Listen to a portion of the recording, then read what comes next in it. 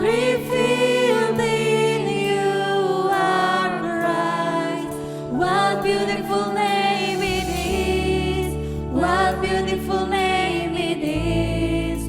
The name of Jesus Christ, my King. What beautiful name it is. Nothing compares to this. What beautiful name it is. The name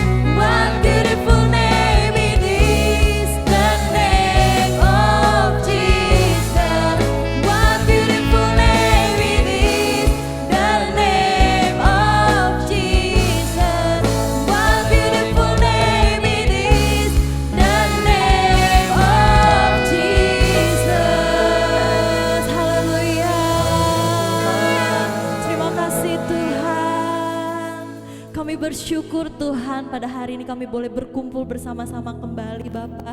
Kami mau merasakan sukacita Natal yang kami adakan pada hari ini Bapa. Kau memberkati acara ibadah kami pada hari ini. Kau urapi setiap hati kami Bapa, untuk bisa memuji dan memuliakan nama-Mu Bapa. Kami siap Bapa untuk mengikuti ibadah kami sepanjang hari ini. Hanya di dalam nama Tuhan Yesus Kristus kami sudah berdoa dan mengucap syukur. Haleluya. Amin. Shalom semuanya. Apa kabarnya? Saya harap semuanya dalam keadaan sehat dan tetap semangat ya. Nah, hari ini kita mau kembali memuji dan memuliakan nama Tuhan. Kita mau angkat pujian kita yang berkata, dari pulau dan benua. Mari kita mau menyembah Tuhan. Kita mau katakan glory bagi Tuhan. Haleluya.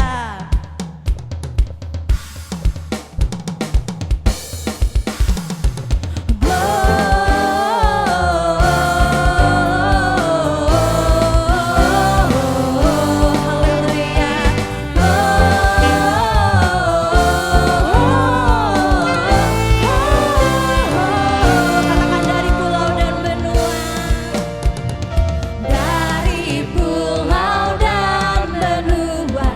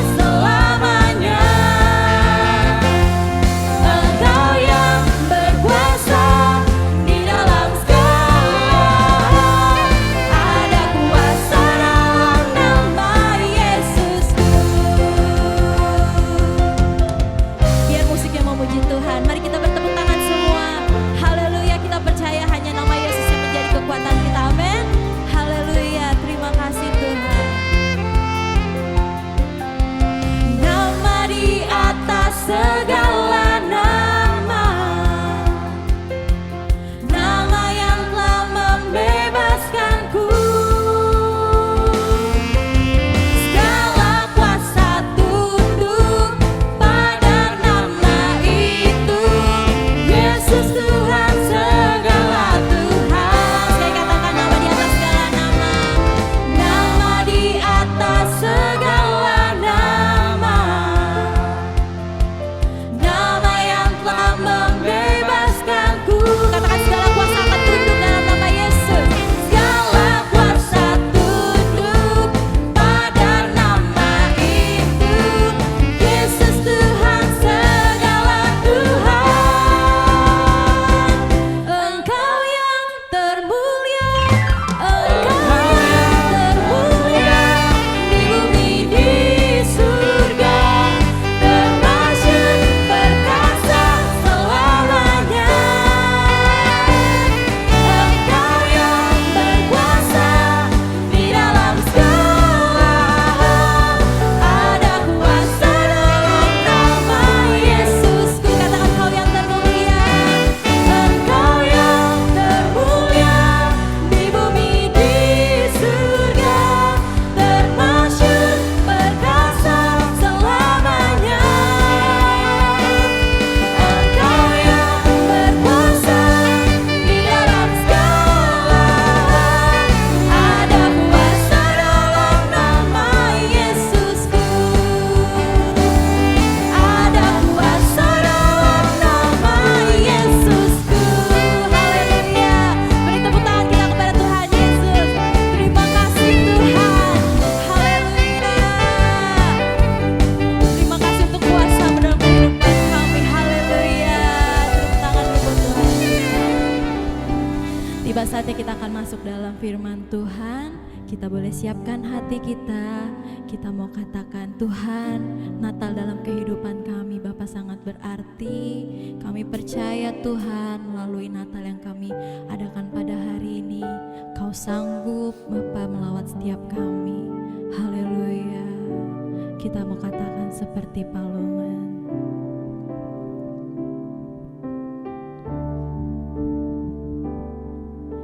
Seperti palungan, layakkanlah hatiku menyambutmu Tuhan. Seperti emas kemenyan embun, biar hidupku berkenan padamu. Sebab Natal tak akan berarti tanpa kasih-Mu. Katakan lahir di hidup kami, lahir di hatiku, hanya bersama-Mu Yesus ku rasakan selalu. Katakan apa teman-teman? Indahnya Natal di hatiku. Kita mengatakan lagi dari awal, seperti palungan. Haleluya. Seperti palungan, layakkanlah hatiku menyambutmu Tuhan. Seperti emas kemenyan embun, biar hidupku berkenan padamu. Sebab Natal tak akan berarti tanpa kasih-Mu. Lahir di hatiku,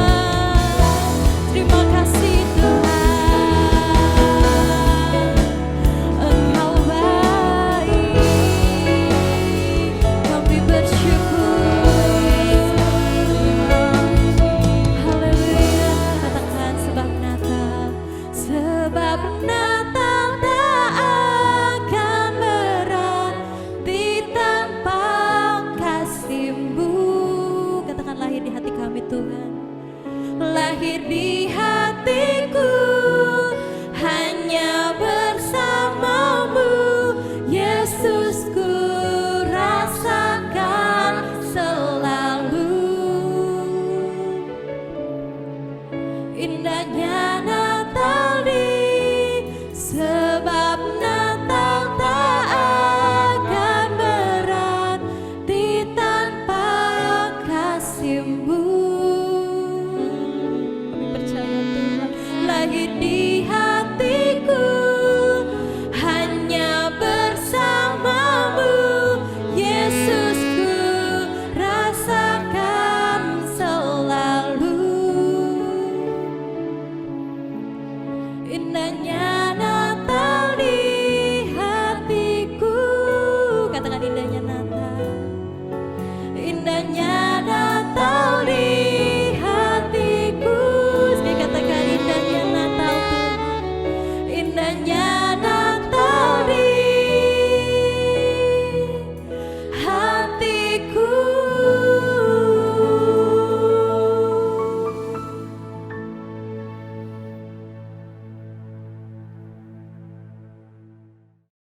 Ya, shalom teman-teman semuanya. Tuhan Yesus memberkati kita semua hari ini. Selamat Natal, ini perayaan khusus luar biasa di tahun ini. Kita berjumpa dalam keadaan yang sangat luar biasa, istimewa. Semoga kita tetap sehat, tetap kuat sampai di masa yang akan datang, ya kan? Tema hari ini adalah yaitu tentang The Modest King, raja yang sederhana. Ya, kita akan belajar keteladanan Yesus tentang kesederhanaan. Dan mari kita sebelum kita mulai, kita berdoa terlebih dulu. Kami mengucap syukur Tuhan buat hari ini. Kami merayakan kelahiran-Mu, bukan berarti bahwa Engkau lahir pada saat ini, tetapi kami memperingati harinya. Sebagaimana kami mengingat hari lahir-Mu, kami juga mengingat pelayanan-Mu, perjalanan-Mu, sehingga nanti penderitaan, kematian, dan seterusnya. Kami percaya bahwa Yesus yang kami sembah dari awal lahir sampai bangkit dan menjadi Raja atas semesta, sungguh melakukan tugas-Mu di dunia ini dengan sempurna dan layak untuk kami teladani. Terima kasih Bapa, kami mau duduk diam saat ini dengar firman Tuhan. Kami percaya satu-satunya kuasa yang paling benar yang dapat kami cari adalah lewat firman Tuhan. Tidak ada kebenaran di dunia ini yang sebanding dengannya, bahwa setiap kami yang masih muda ini untuk mengerti hanya kebenaran firman Tuhan yang layak untuk diikuti, dipelajari. Kami mau meneladani Engkau, bimbing setiap kami, bimbing hamba-Mu yang menyampaikan firman Tuhan juga. Ajarkan supaya setiap kami boleh sama-sama melalui perjalanan ini bersama Yesus, makin mengerti, makin berkenan, makin selaras, makin serupa dengan Engkau. Terima kasih Bapa, kami berdoa di dalam nama Yesus Kristus Tuhan. Haleluya. Kita bersama katakan amin. Nah teman-teman, puji Tuhan karena ini hari Natal. Bahkan kameramen nggak tahu nih, kita akan ada surprise. Luar biasa kan. Ini jarang-jarang loh kita ada surprise hari ini. Ya, Yogi nggak tahu kan, kita belum pernah ketemu sebelumnya ya, baru hari ini ya, kayak sulap-sulap. Hari ini kita ada surprise karena hari Natal. Jadi nanti kita akan belajar dari seorang tokoh. Dari tokoh ini, tokoh luar biasa. Saking suksesnya, ya kan? Saking suksesnya, dari saya tahu, bahkan sampai anak saya aja ngerti loh. Ini sudah fenomenal, luar biasa, sukses banget. Jadi kalau kita bisa belajar hari ini bersama dengan dia, ya luar biasa. Kalau kita pada pertemuan yang normal setiap minggu, kita tidak akan pernah bisa undang dia. Yakin nggak bisa. Tapi puji Tuhan, justru karena kita pandemi, paling tidak kita bisa berjumpa lewat gambar, ya kan? Nah, ini surprise buat Anda, siapa kira-kira? Nah, supaya Anda nggak penasaran, kita sambut saja langsung. Ceritanya live, ya kan? Nah, ini adalah orangnya. Loh, salah apa ya? Yongki belum lihat ya nih gambarnya, siapa yang datang. Oh ya, nggak usah dilihat, nggak apa-apa, nanti di-cut aja. Gambarnya SpongeBob. Loh, salah apa? Nggak ada yang salah, teman-teman. Ini, maaf, saya intermezzo sedikit. Maksudnya apa?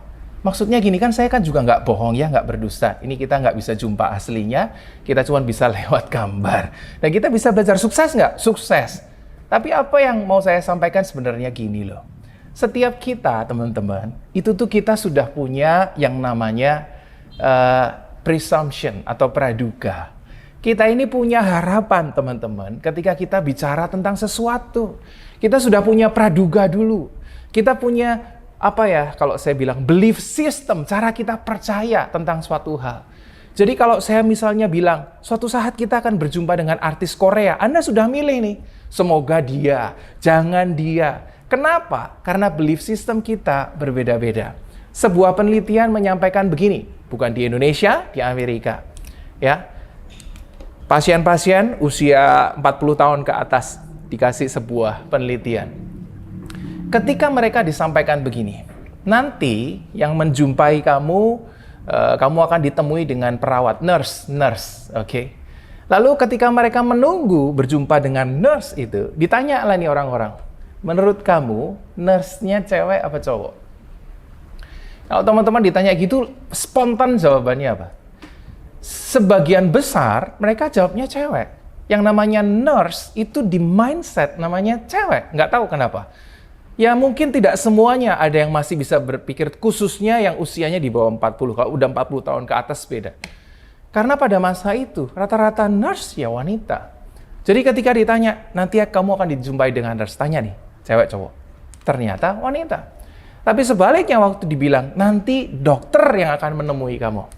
Ditanyalah waktu mereka menanti, nanti kira-kira ketemunya cewek apa cowok dokternya.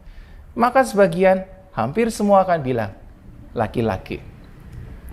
Kok bisa begitu? Itu namanya belief system atau harapan. Nah, ketika tadi saya mencoba untuk menyampaikan sesuatu lah yang surprise, bercandaan. Ketika kita bilang seorang tokoh, atau mungkin kita akan berjumpa dengan artis, kita akan berjumpa dengan seseorang, belief system kita bekerja. Lalu kita sudah mengharapkan sesuatu. Dan ketika sesuatu itu tidak sesuai dengan ekspektasi kita, seringkali kita kecewa. Teman-teman, itulah persis yang terjadi ketika Tuhan Yesus lahir ke dunia ini. Tuhan Yesus lahir ke dunia ini dinantikan banyak orang. Ya. Apakah Mesias dinantikan oleh orang Israel? Ya. Tetapi harapan mereka akan Mesias berbeda dengan wujud Yesus yang lahir ke dunia ini. Kenapa? Karena mereka punya sebuah belief system yang namanya Mesias, itu artinya Kristus. Makanya kalau kita dengar Yesus Kristus, Kristus itu artinya adalah Mesias. Dia penyelamat. Yang apa? Yang raja, itu yang mereka harapkan. Untuk melepaskan umat Israel dari sengsara. Itu maksudnya Mesias. Jadi ketika mereka bilang, nanti Mesias akan lahir, persis mereka sudah punya kepercayaan yang diharapkan oleh mereka, teman-teman, itu raja.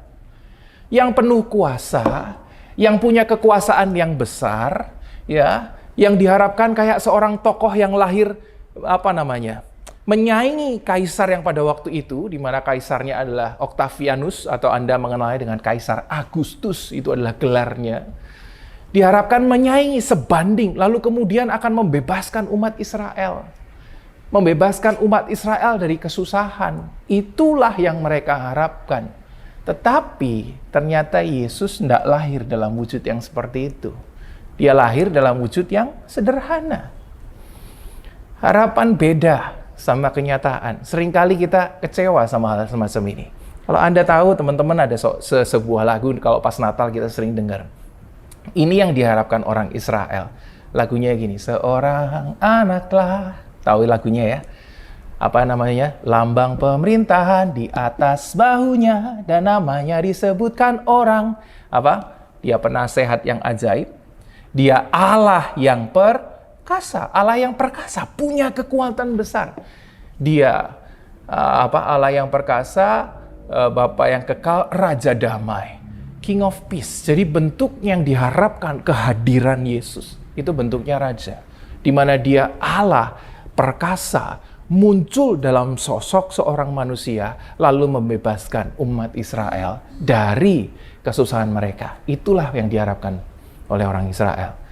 Lukas 1 ayat 68 sampai 75. Kita baca, teman-teman. Terpujilah Tuhan Allah Israel, sebab ia melawat umatnya dan membawa kelepasan baginya. Ini adalah mazmur daripada Zakaria, itu bapaknya Yohanes Pembaptis. Jadi Yohanes Pembaptis ketika dia anaknya lahir, kan saudaraan tuh ya, mamanya Yohanes Pembaptis sama mamanya Yesus. Jadi ketemuan, nah ini mazmur ketika lahir. Tentang Yesus, ia menumbuhkan sebuah tanduk keselamatan bagi kita di dalam keturunan Daud, hambanya itu. Seperti yang telah difirmankannya sejak purbakala oleh mulut nabi-nabinya yang kudus. Untuk apa? Melepaskan kita dari musuh-musuh kita. Itu harapannya soal Mesias. Dan dari tangan semua orang yang membenci kita. Untuk menunjukkan rahmatnya kepada nenek moyang kita. Dan mengingat akan perjanjiannya yang kudus. Yaitu sumpah yang diucapkannya kepada Abraham, bapa leluhur kita. Bahwa ia mengaruniai kita supaya kita terlepas dari tangan musuh. Dan dapat beribadah kepadanya tanpa takut dalam kekudusan dan kebenaran di hadapannya seumur hidup kita. Jadi itulah yang diharapkan oleh bangsa Israel. Yang datang adalah seorang raja yang kalau dibayangkan pada saat itu kaisar, Anda bisa membayangkan mau ketemu aja harus nunduk, nggak bisa ketemu. Ya, itu tidak sopan katanya kalau orang biasa ketemu sama raja harus nunduk.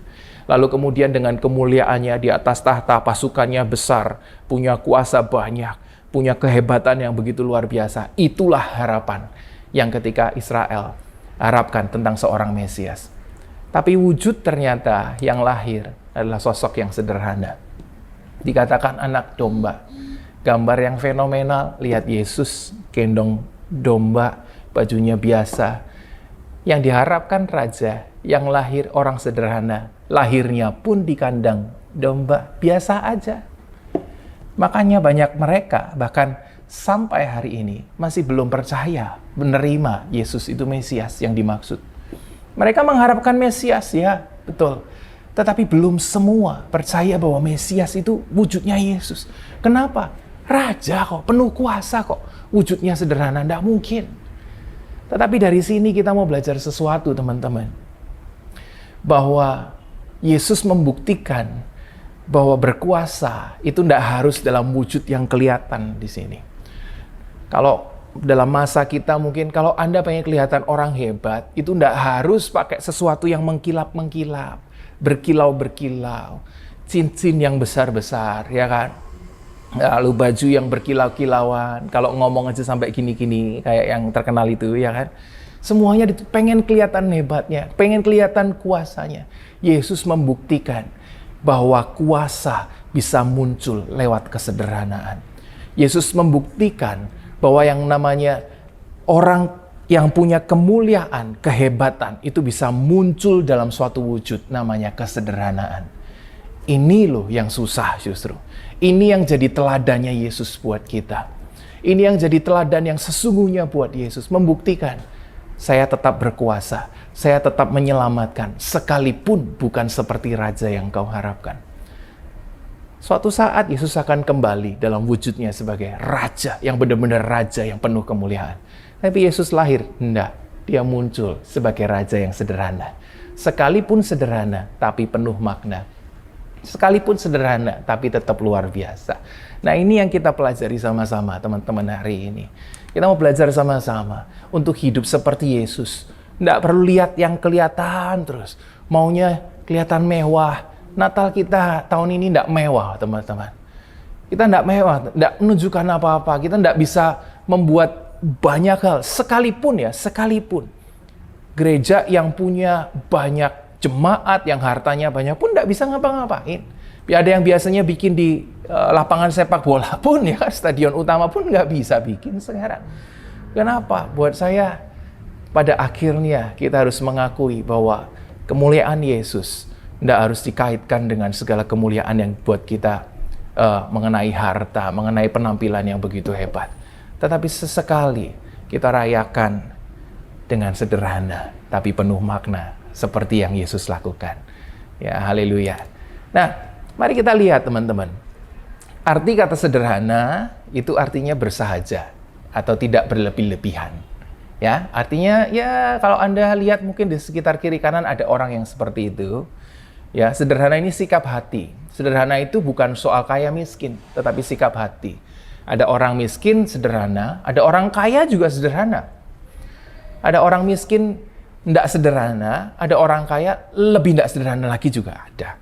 Jadi ini bukan ngomongin soal kaya miskin, tapi sikap hati, bersahaja, tidak berlebih-lebihan. Lalu arti yang berikutnya adalah sedang. Sedang itu yang sedang-sedang saja gitu loh maksudnya. Sedang. Dalam arti pertengahan, tidak tinggi, nggak rendah. Ya, pokoknya sedang aja. Sederhana itu sedang. Ya, tapi jangan dipakai buat gini juga. Kamu tingginya berapa? Saya sederhana. Nggak tinggi, nggak rendah. Bukan itu maksudnya. Ini sikap hati, oke? Sikap hati. Sedang-sedang aja, nggak berlebih-lebihan.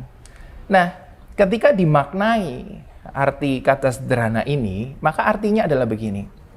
Kebiasaan seseorang untuk berperilaku sesuai kebutuhan dan kemampuannya. Nah, itu sederhana. Teladani Yesus saja, Anda akan lihat ini banyak dari hidupnya Yesus. Anda akan lihat setiap hidup Yesus mencerminkan sikap ini. Bahkan kalau Anda lihat beberapa pemimpin agama lain yang sangat dikenal gitu, mereka mencerminkan ini. Dan bagi mereka, kesederhanaan itu justru inti daripada kehidupan. Orang kalau masih terikat sama kekuasaan, harta, dan lain sebagainya itu belum hebat. Tetapi ketika bisa melepaskan dan hidup sebagai orang sederhana, tapi cukup loh ya, bukan terus habis itu hidup miskin, susah, tidak makan, dan lain sebagainya loh ya. Tapi ketika mereka mencerminkan sederhana itu orang-orang hebat. Kebiasaan seseorang untuk berperilaku sesuai kebutuhan dan kemampuannya. Ada sebuah quote yang saya baca akhir-akhir ini, dan kebetulan saya suka sama orangnya. Quote-nya bilang begini, "Simplicity is the key of brilliance." Ya, simplicity is the key to brilliance. Kecemerlangan gitu loh. Ya, brilliance ya. Anda artikan sendirilah. Caranya gimana? Simplicity. Siapa yang ngomong ini? Bruce Lee. Anda tahu Bruce Lee siapa? Saya yakin Anda kenal lah tokoh ini siapa gitu ya. Bruce Lee ini siapa? Simplicity is the key to brilliance. Dia ini kalau Anda nonton videonya, dia bisa lawan orang jago pingpong pakai nunchaku. Wah, itu gimana caranya itu ya?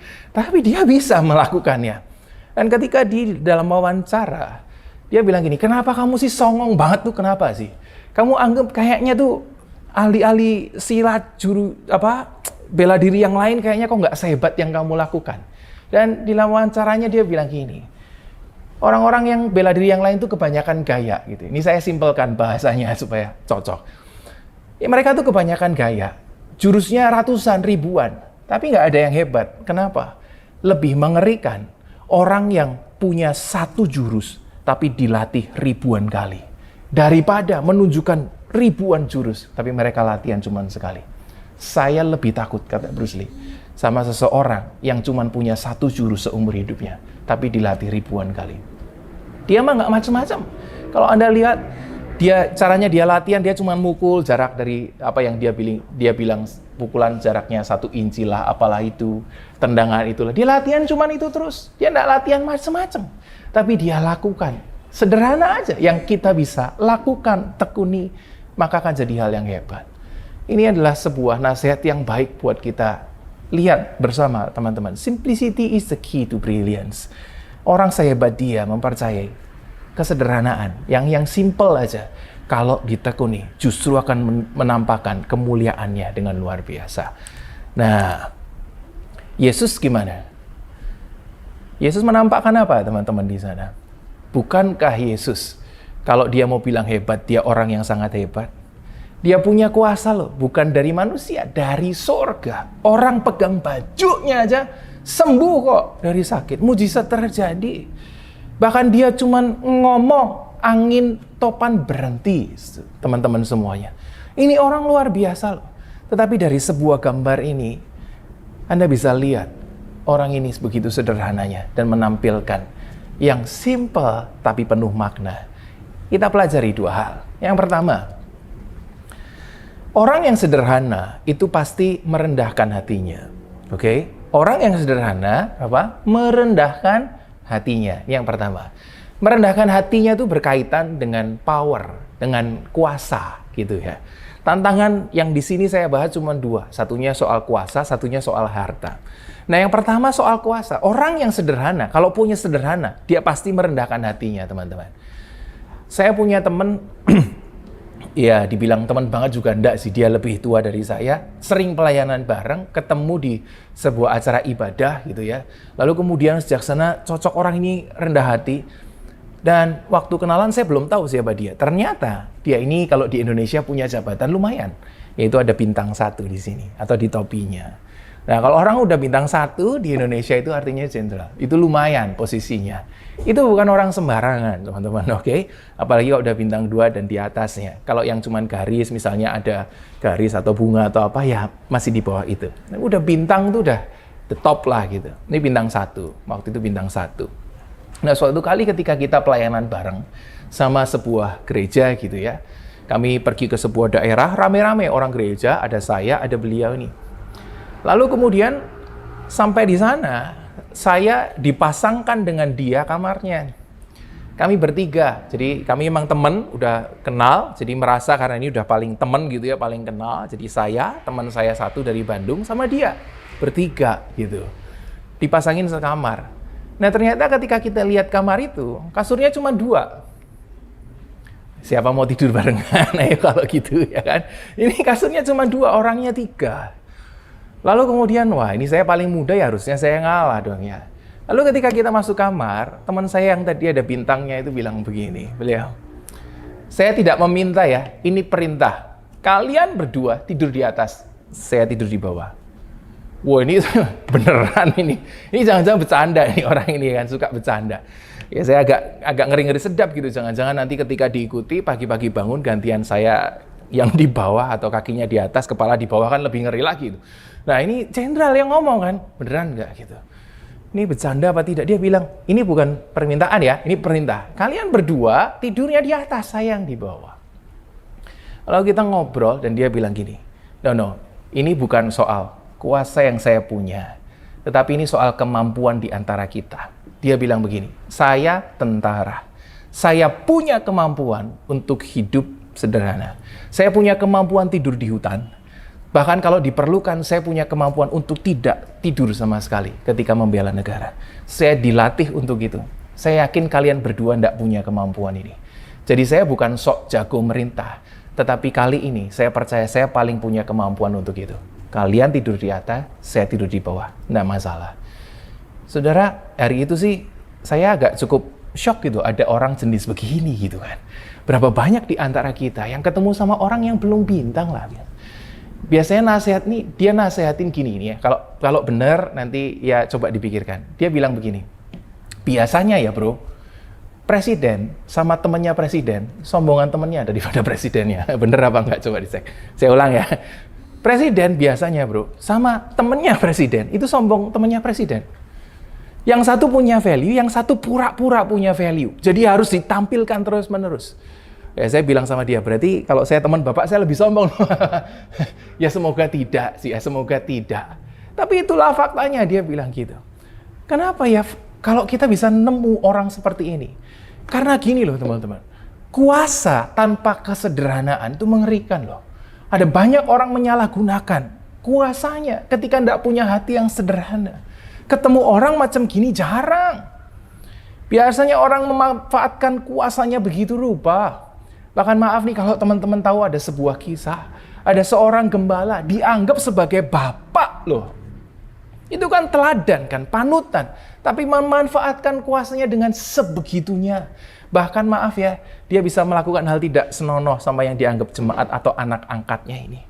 Lalu yang lebih luar biasa lagi, setelah melakukannya, diajak berdoa. Minta ampun sama Bapa. Banyak orang memanfaatkan kuasanya dengan cara yang tidak benar, teman-teman.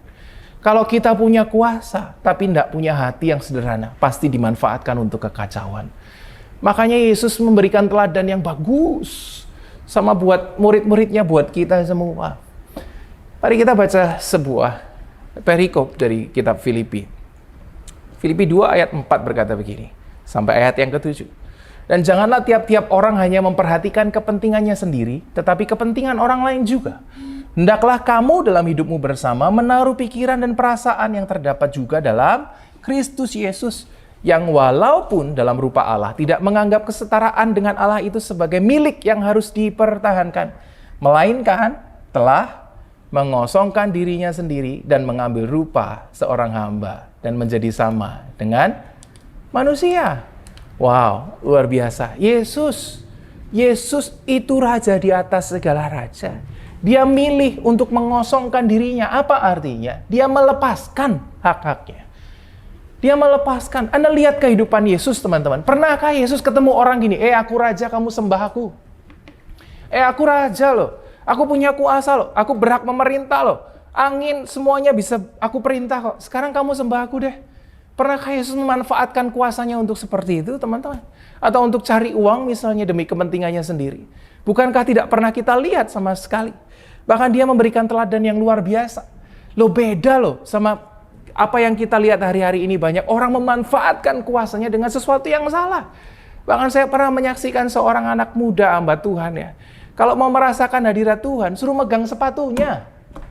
Loh, apakah Anda tidak tahu kisah itu? Begitu merendahkan orang lain ya. Pengen terima kuasa Tuhan, suruh pegang sepatunya loh. Ya Tuhan Yesus pernahkah begitu? Bukankah Yesus yang menundukkan dirinya dan pegang kaki murid-muridnya untuk membasuh mereka? Sebuah nilai keteladanan yang harus kita ikuti, teman-teman. Saya percaya di antara teman-teman semuanya akan jadi orang hebat nanti. Atau paling tidak sebagian besar. Atau akan ada yang jadi orang-orang hebat dan punya kuasa yang hebat. Kalau sudah terjadi, ingatlah sesuatu, teladani Yesus. Orang hebat, tapi hatinya tidak sederhana. Kekacauan yang terjadi. Teman-teman, punyailah sederhana. Kamu hebat boleh. Tidak perlu ditunjukkan kemana-mana. Orang akan mengerti bahwa engkau luar biasa. Biarlah orang-orang yang datang sama engkau. Jangan cari-cari pengikut lah, memalukan. Oke? Jangan cari-cari pengikut. Ini loh aku hebat, ikuti aku. Kok kayaknya gimana banget gitu. Yesus tidak pernah gitu. Bahkan Yesus kadang-kadang dia mengasingkan diri. Kenapa? Terlalu banyak yang pengen ikut Yesus. Yang namanya kekuasaan itu menarik. Akan banyak orang yang mengikuti. Tidak usah dipamer-pamerkan. Jangan salah gunakan. Kalau Anda sudah punya itu, ingatlah, punyailah sesuatu yang sederhana. Orang yang sederhana merendahkan hatinya. Oke? Itu yang pertama. Nah, yang kedua, teman-teman, orang yang sederhana itu mencukupkan dirinya. Ya, tadi yang pertama, orang yang sederhana merendahkan hatinya. Ya, bukan rendah diri loh ya. Rendah diri itu tidak pede. Rendah hati. Oke, rendah hati. Nah, kemudian yang kedua, orang sederhana mencukupkan dirinya. Yuk kita baca satu kali lagi tadi tentang arti kata sederhana. Artinya begini, kebiasaan seseorang untuk berperilaku sesuai apa? Kebutuhan. Ya, bukan keinginannya. Kebutuhan sama keinginan beda. Makan itu kebutuhan, tapi makan apa itu keinginan. Oke, kita semua makan. Tetapi kalau Anda sudah rewel soal makanan, lalu kemudian makan ini tidak mau, makan itu tidak mau, harus di sini, harus di situ, harus tempat yang tertentu dan lain sebagainya. Itu keinginan loh. Orang sederhana itu hidup berdasarkan kebutuhannya. Pakai baju, ini kebutuhan. Tetapi akan mengherankan kalau di antara kita, kadang-kadang masih ada yang punya baju banyak di lemari, tapi bilang begini, aku tidak punya baju. Nah, ya kan? Masih ada kan orang seperti itu? Ya, terutama yang jenis kelamin tertentu tentunya. Kalau saya sih enggak gitu. Mau lihat baju-bajunya udah banyak, saya bilang, aku enggak punya baju hari ini. Lalu kemudian bilang, loh itu kan ada baju. Yang ini bajunya sudah aku pakai di Natal yang lalu. Yang lain kan masih banyak. Itu sudah dipakai untuk ibadah minggu kapan? Loh ini kan masih ada. Itu sudah aku pakai buat pergi ke Alfamart. Gitu katanya. Wah udah keterlaluan lah. Orang bisa begitu kok. Pakai baju itu kebutuhan. Tapi mau pakai baju yang mana itu keinginan loh. Kalau kita masih ribet soal-soal begini, aduh teman-teman, belum sederhana. Yesus ngajarin sesuatu, kita sederhana. Supaya kita bisa mencukupkan diri. Supaya kita tidak serakah. Kalau Anda lihat murid-murid Yesus, nanti baca perikopnya, saya lupa di mana. Murid-murid itu diutus Tuhan Yesus tanpa membawa apa-apa. Pakailah baju yang ada, kasut pakai, jalan aja. Tidak usah bawa uang, tidak usah bawa apa. Saya pikir kalau diutus Tuhan seperti itu agak mengerikan loh. Lalu kemudian mereka diutus, kalau ada orang terima kamu, ya syukur, kasih makan, terima aja. Apa yang mereka kasih, makan aja. Tapi kalau kamu tidak disambut, kamu keluar. Kalau kamu tidak disambut di kota itu, kebaskan debu dari kakimu. Loh, pergi nggak suruh bawa apa-apa. Disuruh mencukupkan diri, punya makanan, makan. Nggak punya, nggak usah makan. Bayangkan jadi murid Yesus. Padahal sementara orang-orang sekarang yang berkata, aku murid Yesus, aku layak diberkati, kaya raya, 7 turunan, kalau perlu 8 turunan. Ya kan, sayangnya saya turunan ke-8 itu, jadi kurang mepet sedikit sebenarnya. Kayak kita pengen sesuatu yang wow gitu. Padahal Yesus ngajarin murid-muridnya untuk mencukupkan diri kok. Yuk kita baca sebuah perikop. Matius 6 ayat 19, teman-teman, kita baca sama-sama. Janganlah kamu mengumpulkan harta di bumi ngengat dan karat merusakannya, dan pencuri membongkar serta mencurinya. Tetapi kumpulkanlah bagimu harta di sorga. Sorga ngengat dan karat tidak merusakannya, dan pencuri tidak membongkar serta mencurinya. Ya, karena di mana hartamu berada, di situ juga hatimu berada. Hati sama harta biasanya sejalan.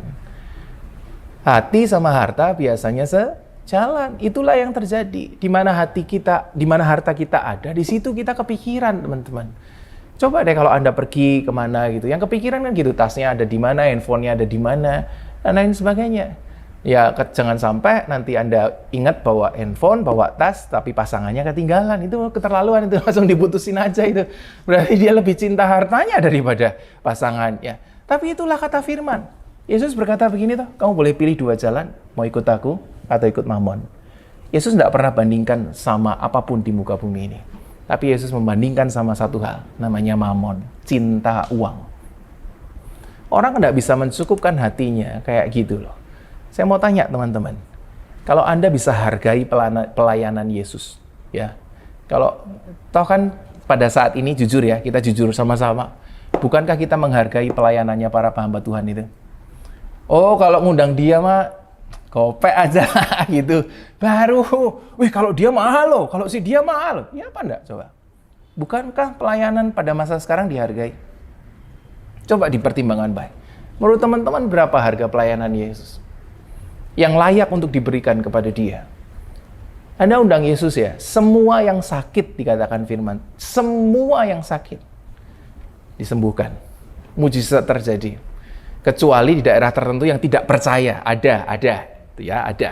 Tetapi ketika Yesus bikin sesuatu, orang mengikut dia dengan antusias, semua yang sakit disembuhkan. Mata orang buta dicelikkan, yang tuli mendengar kembali, yang lumpuh berjalan kembali. Bahkan yang mati dibangkitkan, itu terjadi. Menurut Anda mau hargai berapa pelayanan Yesus? Tetapi Yesus pernahkah mengambil sesuatu bagi dirinya sendiri?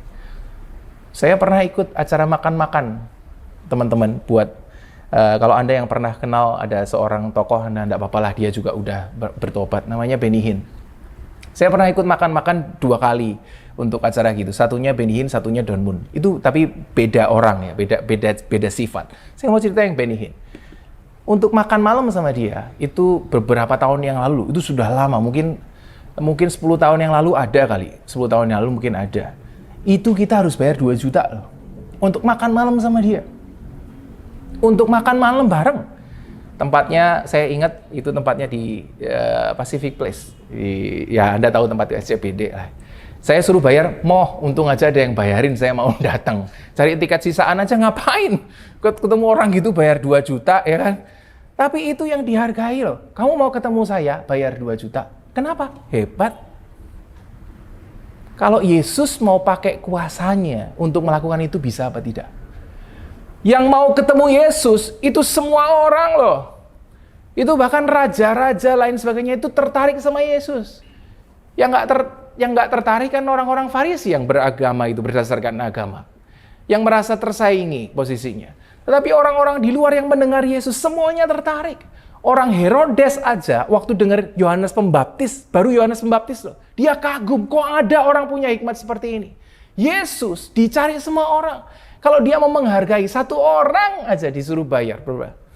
Bukankah dia hidup enak banget loh teman-teman? Tapi pernahkah Yesus melakukan itu buat di dalam pelayanannya? Sementara kita hari ini, ya kalau Anda lihat kita-kita yang melayani Tuhan, seolah-olah kita layak dibayar mahal. Oh, kalau aku nggak bisa gitu, gini kan aku anak Tuhan, harus diberkati dong, harus hargai dong, harus apa. Yesus nggak pernah loh. Yesus nggak pernah menghargai pelayanannya loh teman-teman. Dia sangat bisa mencukupkan dirinya. Yesus tidak perlu punya keledai pribadi.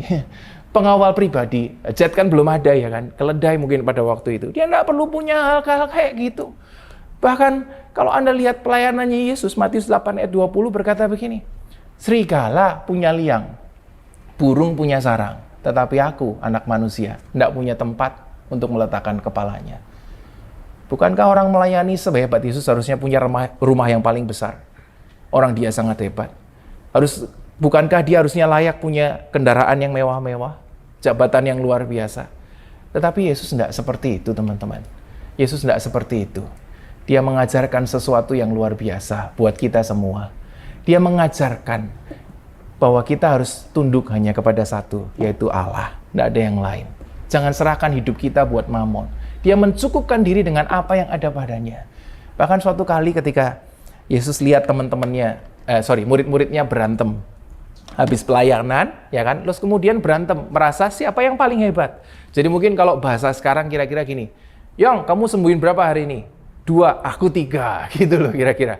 Kamu bangkitkan orang mati berapa? 1, susah, yang mati dikit, ya dibunuh dulu lah misalnya gitu. Ya, pokoknya orang-orang ribut soal pelayanan lah gitu, merasa dirinya paling hebat. Tapi Yesus kan tidak seperti itu. Dia tegur murid-muridnya, kalau engkau pengen jadi paling besar, ngapain? Jadilah hamba buat sesamamu. Orang hebat, kalau tidak punya sikap sederhana semacam beliau ini, kacau teman-teman, kacau. Dan hari ini kalau kita lihat sesuatu dari Alkitab, saya mau coba sampaikan buat teman-teman semua. Yesus yang kita kenal, itu Yesus yang sederhana. Dia punya kuasa. Harusnya dia layak terima segala kemuliaan, harta. Loh bahkan Yesus lahir pun orang bawa emas, kemenyan, dan mur kok. Bayangkan kalau Anda lahir terima emas, berapa sekarang harga emas? 1 kilo aja. Yang datang raja-raja loh. Yang tertarik tuh raja-raja sama dia. Bukankah dia layak harusnya hidup sangat enak dan luar biasa? Tapi Yesus memberikan teladan, rendah hati, dan cukupkan diri. Supaya apa? 1, penyembahan cuman kepada Allah, jangan kepada yang lain. Teman-teman ingat hal ini baik-baik. Saya percaya semua teman-teman di sini nanti akan diberkati Tuhan, akan mengalami hal yang banyak yang luar biasa. Tapi kalau itu sampai dalam hidup Anda dan saya dan teman-teman semuanya, ingatlah, punyailah hati yang sederhana, rendah hati, cukupkan diri, nggak usah neko-neko. Amin. Yuk kita akhiri, kita sekali lagi berdoa, teman-teman. Tuhan Yesus, terima kasih buat hari ini kami belajar bersama tentang keteladanan daripada Engkau sendiri, Tuhan, yaitu Engkau hidup sekalipun diharapkan seperti seorang raja yang begitu mulia, yang begitu hebat, tapi Engkau memilih wujud yang sederhana, bukan supaya Engkau diremehkan, tapi supaya Engkau membuktikan bahwa kuasa bisa dicapai lewat kesederhanaan, bahwa orang yang sederhana justru menyampaikan sesuatu yang luar biasa karena nilainya luar biasa. Bukan karena apa yang dimiliki, bukan karena apa yang kelihatan oleh mata, tapi sikap hati yang luar biasa. Terima kasih Tuhan untuk menjadi teladan buat kami. Hari ini kami mau belajar, kalau Raja yang kami sembah saja begitu sederhananya dalam hidup, izinkan kami untuk mengikutinya, supaya kami tidak memanfaatkan kuasa, harta, dan apapun yang kami punya untuk kepentingan kami sendiri. Tapi biarlah kemuliaan, sungguh segala sesuatu yang kami punya, semuanya kasih karunia Tuhan. Dan kalau ada di antara kami, boleh suatu saat menikmati yang namanya kuasa, harta, dan lain sebagainya, ingatkan kami satu hal, untuk punya kesederhanaan dalam hidup. Terima kasih Bapak. Setiap anak muda di tempat ini yang dengar firman, ataupun yang belum sempat beribadah saat ini juga, Tuhan sertai sama-sama. Biarlah perjalanan setiap kami diiringi, ditemani oleh Tuhan sendiri. Biar kami tidak melenceng, tapi kami boleh hidup serupa Kristus. Hidup kami menyenangkan Tuhan, jadi bau yang menyenangkan bagimu Tuhan. Sampai suatu saat kami kembali sebagai orang benar di hadapan Tuhan, berkenan di hadapan Tuhan. Ajari kami Tuhan, kami bukan siapa-siapa tanpa Tuhan. Kami diberkati karena Tuhan baik. Kami disertai karena Tuhan baik. Kami punya apapun hari ini karena Tuhan baik. Kami mengucap syukur kepadamu. Kami juga berdoa, kami memperingati Natal kali ini dengan sesuatu yang beda. Kami percaya lewat kesederhanaan ada sesuatu yang begitu mulia dan luar biasa. Terima kasih Bapa, hanya di dalam nama Yesus Kristus Tuhan kami berdoa. Haleluya. Amin.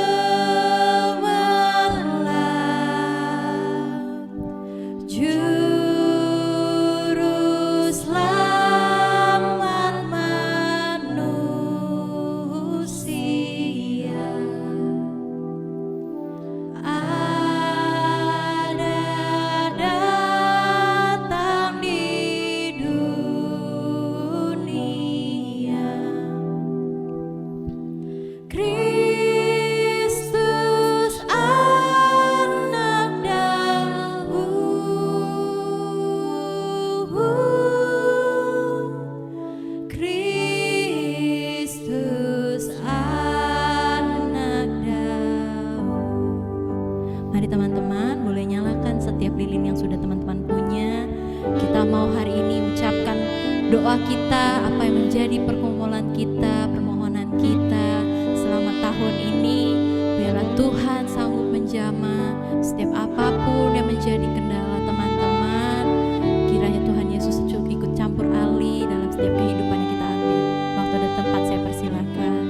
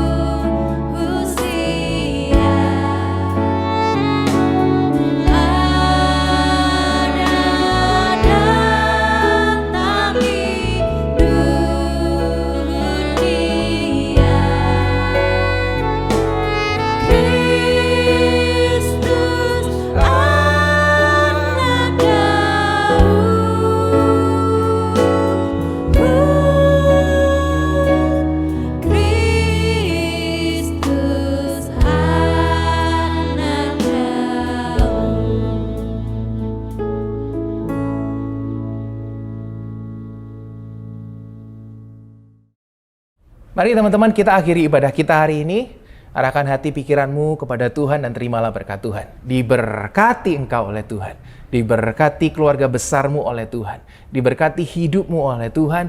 Diberkati kesehatanmu oleh Tuhan. Diberkati setiap ide, cita-citamu oleh Tuhan. Diberkati impian-impianmu. Diberkati setiap usahamu. Diberkati setiap studi pembelajaranmu hari ini oleh Tuhan.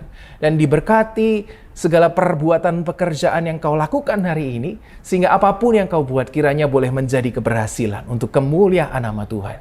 Dan kita mengakhiri ibadah kita hari ini dengan kasih karunia yang begitu besar, damai sejahtera yang melampaui segala akal dari Bapa Surgawi, dan cinta kasih yang intim, yang indah bersama Yesus Kristus Tuhan. Kekuatan penghiburan, damai sejahtera daripada Roh Kudus menyertai kita semua hari ini sampai selama-lamanya. Haleluya. Amin.